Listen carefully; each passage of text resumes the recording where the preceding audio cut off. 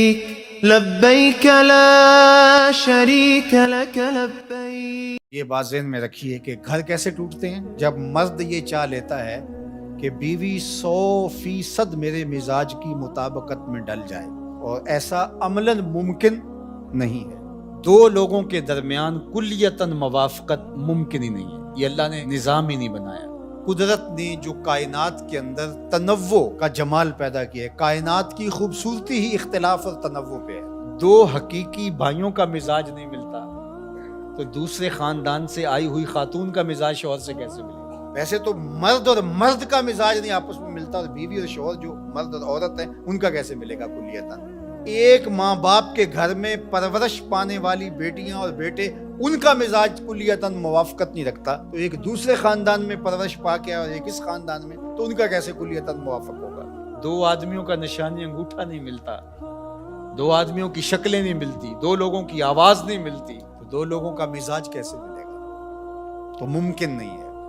لیکن نفسیات کے ماہرین نے کہا ہے کہ دو لوگوں کے درمیان اگر آپ کہیں کہ تو ہم مزاج ہیں، بالکل ایک طرح سوچتے ہیں، کلیتاً موافقت ہے ان کی، تو وہ بھی 80% ہوگی، 20% پھر بھی فرق ہوگا، اور یہ کوئی کیس ہوگا کہ کلیتاً موافقت ہوگی، اور اگر ہوگی تو 80% ہوگی، 20% پھر بھی فرق ہوگا، تو 20% تو پھر بھی برداشت کرنا پڑے گا۔ تو جب مرد نے یہ طے کر لیا کہ عورت کلیتاً میرے مزاج کے مطابق ہو تو پھر ٹھیک ہے، پھر گھر اچھا رہے گا۔ اگر میرے مزاج سے تھوڑا سا تفاوت بھی ہوا تو گھر میں لڑائی ہوئی تو گھر کبھی بھی امن کا گہوارہ بن نہیں سکتا۔ اور اگر یہ بات عورت نے سوچ لی، جو اکثر عورتیں سوچتی ہیں، اور وہ کہتی ہیں کہ یہ مرد بالکل میری مٹھی میں بند ہونا چاہیے، یہ سوچے بھی تو میرے مزاج کی مطابقت میں ڈل کے سوچے، اور اس کے لیے ان کو کسی عامل سے تعویذ لینا پڑے، اور عامل کہتے ہیں کہ سنگ دل سے سنگ دل محبوب قدموں میں، تو شوہر تو چیز ہی کوئی نہیں ہے، تو وہ پھر وہ اس کے پاس بھی جاتی ہے کہ شوہر بالکل میری مزاج کی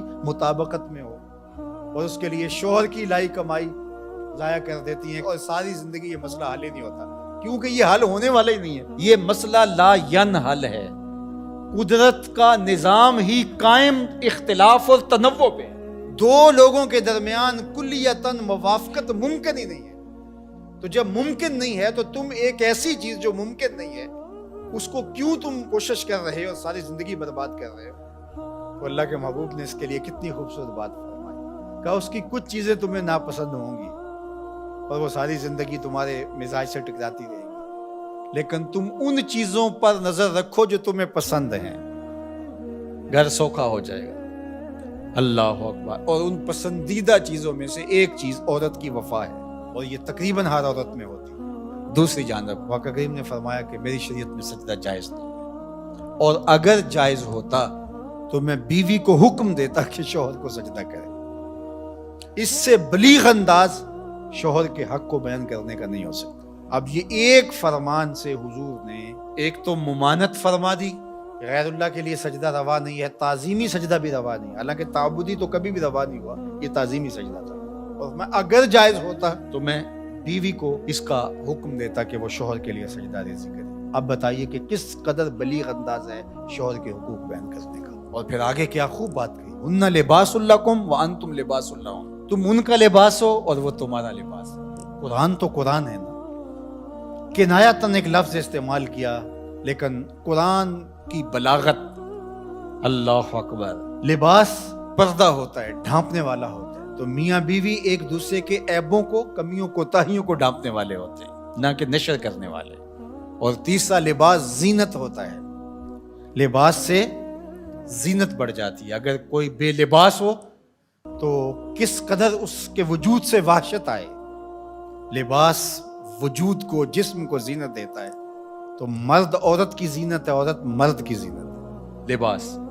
اور لباس کا چوتھا فائدہ کہ وہ موسمی اثرات سے بچاتا ہے، گرمی اور سردی کی سختیوں اور شدتوں سے بچاتا ہے۔ اللہ اکبر۔ تو ایک لفظ بیان کر کے اللہ تعالیٰ جل شانہ نے کیسا مانوی حسن یہاں بیان فرمایا، وہ تمہارا لباس ہے اور تم ان کا لباس ہو۔